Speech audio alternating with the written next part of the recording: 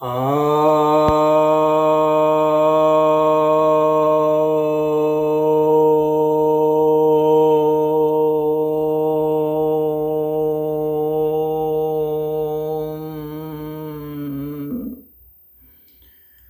सभी भक्तजनों को सप्रणाम। भक्तों, आज मैं आपके समक्ष विज्ञान भैरव तंत्र के 55वें श्लोक और यह जो ध्यान विधि है यह 32वीं है, इसकी व्याख्या करने जा रहा हूँ। आपको मालूम है यह ध्यान योग की सबसे उम्दा ग्रंथ है, सबसे बेहतरीन ग्रंथ है यह। और यह ग्रंथ जो है भगवान भैरव ने भगवती भैरवी को उपदेश दिया है।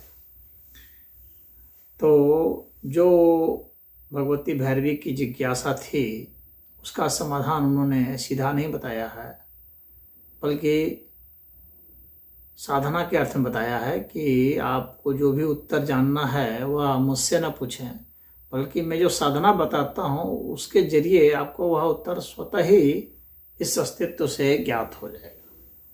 यह भगवान भैरव ने बताया। तब देखते हैं इस श्लोक में वे क्या बतलाते हैं। भुवनाध्वादि रूपेण चिंतयेत क्रमशो अखिलम स्थूल सूक्ष्म परिस्थित्या यावदन्ते मनोलयः। अर्थात भुवन आदि जो मार्ग हैं उस रूप में उसका चिंतन करेंगे क्रमशः इस पूरे अस्तित्व का, तो सूक्ष्म से स्थूल से सूक्ष्म में चले जाएंगे, सूक्ष्म से पर में स्थित हो जाएंगे। और यह अंत में क्या होगा कि मन का लय करा देगा। यह इसका अर्थ है। तो इसको थोड़ा और विस्तार से समझा देता हूँ। तो अध्व का मतलब होता है कि रास्ता, मार्ग।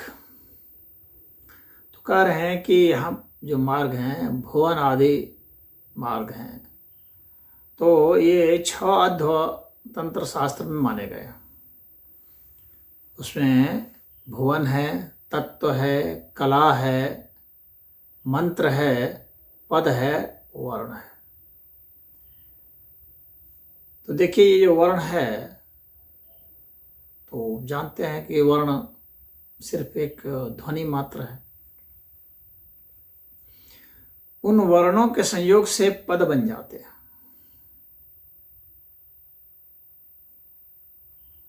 और उन पदों के संयोग से मंत्र बन जाते हैं। मंत्रों के संयोग से कला बन जाती है,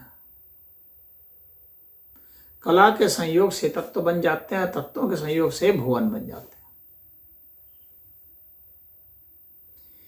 ये क्रमशः सूक्ष्म से स्थूल की ओर बढ़ता चला गया। और वर्ण से भी जो सूक्ष्म है वह पर है। वर्ण भी कई स्तर के होते हैं। तो एक तो वैखरी हो गया, और पश्यन्ति हो गया, मध्यमा हो गया, परा हो गया। तो ये जो वर्ण हैं ये क्रमशः यानी परा से होते हुए परा, पश्यन्ति, मध्यमा से होते हुए वैखरी तक आ जाता है।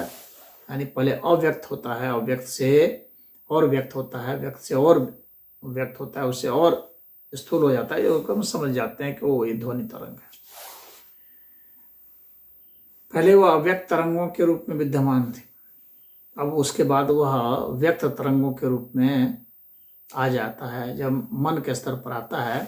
और उसके बाद फिर जो है वाणी के स्तर पर जाने के बाद वह दिख जाता है कि वो वर्ण है, ये ध्वनि है। अब वही ध्वनि जब जुड़ जाए तो पद बना देता है। एक दूसरी ध्वनि से जुड़ जाए तो पद बना देता है। यानी कई ध्वनियाँ मिलकर के एक पद बनाती हैं, और वह पद जो है बहुत अच्छे क्रम में हो, उसकी आवृत्ति अच्छी हो, उसके उच्चारण की विधि के अनुसार यह जो है यह मंत्र बन जाता है। और फिर वे ही मंत्र जब उसकी जो विभिन्न आवृत्तियाँ होती हैं, और उन आवृत्तियों को कला कहा जाता है। उस एक मंत्र की आवृत्ति दूसरे मंत्र की आवृत्ति के बीच का जो अंतर होता है, और या फिर एक मंत्र और दूसरा मंत्र जो है दूसरे प्रकृति का मंत्र, एक तो उसी प्रकृति का मंत्र हो यानी वही मंत्र हो, और एक है कि दूसरा मंत्र हो यानी दूसरे सिमेट्री का, दूसरे रंग ढंग का मंत्र हो, वह हो। इन दोनों के मध्य में जो इनका जो फेज होता है, फेज डिफरेंस को कला कहते हैं। तो जो फेज होता है, एक की आवृत्ति का फेज दूसरी की आवृत्ति का जो फेज डिफरेंस होगा वह कला है। तो यहाँ पर ये कला का निर्माण करता है, यानी एक मंत्र दूसरे मंत्र के साथ संबंध बना करके, सामंजस्य बना करके, उसके साथ रिएक्शन करके कला का निर्माण करता है। तो पूरा जो एक फेज होता है वो 360 डिग्री का माना जाता है। उसमें वह जितने ही अंश पर, बिंदु पर है दूसरे के रेफरेंस से, तो उसको कला कहते हैं।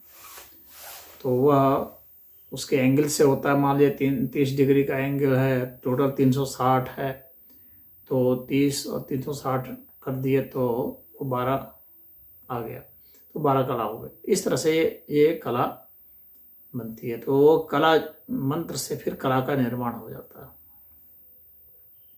कला में आकर के कुछ स्थूलता आ जाती है। अब फिर वह जो कला है, मतलब वह एक बेसिक है कि कैसे जो है ऊर्जा से कैसे पदार्थ में परिवर्तित होता है। यह एक कला जो है ये मध्य का क्षेत्र है। अभी ये विभिन्न कलाएं मिलकर के तत्व बना देते हैं। तो ये जो तत्व होते हैं ये भी दो तरह के होंगे। एक तो ऊर्जा के स्तर पर यानी मन के स्तर पर जो है तत्व हो जाते हैं उसके कारण के रूप में, जैसे क्रिया 64 शक्ति मानी जाती है, 64 तत्व माने जाते हैं, शक्ति तत्व। तो उसमें ज्ञान शक्ति, क्रिया शक्ति, इच्छा शक्ति वगैरह वगैरह होते हैं, मानसिक शक्ति, विवेक शक्ति, बहुत सारी शक्तियां हैं इस तरह से। तो अब वे जो तत्व हैं अब भौतिक रूप ले लेते हैं, यानी वही क्रिया शक्ति, इच्छा शक्ति, ज्ञान शक्ति, ये जो है भौतिक रूप फिर लेने लगते हैं। तो पहले कला में आ गया मंत्र से, कला से फिर वो भौतिक तत्व में फिर आ जाता है, जिसमें पृथ्वी तत्व, आकाश तत्व, जल तत्व, अग्नि तत्व, वायु तत्व वगैरह बन जाते हैं। और फिर ये जो तत्व हैं ये सब फिर आपस में मिल करके भुवन बना लेते हैं। तो वही कहा गया है भुवन अध्वादि रूपेण। तो ये जो भुवन है, ये भुवन जो है 14 भुवन होते हैं। तो वो बड़ा धारण कर लिया, पदार्थ का बहुत बड़ा स्वरूप हो गया, लोक का निर्माण कर दिया। तो 14 भुवन कहा गया है, इसमें जैसे सतलोक, तपलोक, जन, मह, ध्रुव, सिद्ध, ये सब लोक हो गए, पृथ्वी लोक।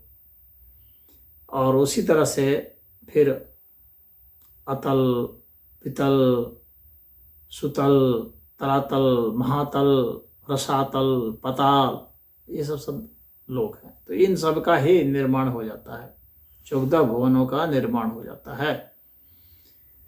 तो यह बता रहे हैं। तो अब इसमें क्या कर रहे हैं कि इनका चिंतन आपको करना है कि कैसे जो है अव्यक्त से होते होते इतना बड़ा व्यक्त हो गया, इतना बड़ा से बड़ा विराट बन गया। पूरा अखिल जो जगत है, संसार है, वो इस तरह से ही बन गया। तो स्थूल से सूक्ष्म बन गया और सूक्ष्म से फिर पर स्वरूप में आ गया। कहने का मतलब स्थूल से सूक्ष्म में आ जाएंगे, सूक्ष्म से पर में चले जाएंगे, तो हम परब्रह्म परमेश्वर में चले जाएंगे। और जब उल्टा हम प्रकट होते हैं तब पर से सूक्ष्म में आते हैं, सूक्ष्म से स्थूल में आते हैं। तो यही कहा रहे हैं यहाँ पर कि स्थूल से सूक्ष्म जाए, फिर सूक्ष्म से पर में जाकर के स्थित हो जाए, और इस तरह से अपने मन को लय करे। मन का वह स्थिति जब वह अव्यक्त को पकड़ पा रहा था वह प्रकट हो जाएगा, यानी वह शिव तत्व में, ईश्वर तत्व में वह स्थित हो जाएगा।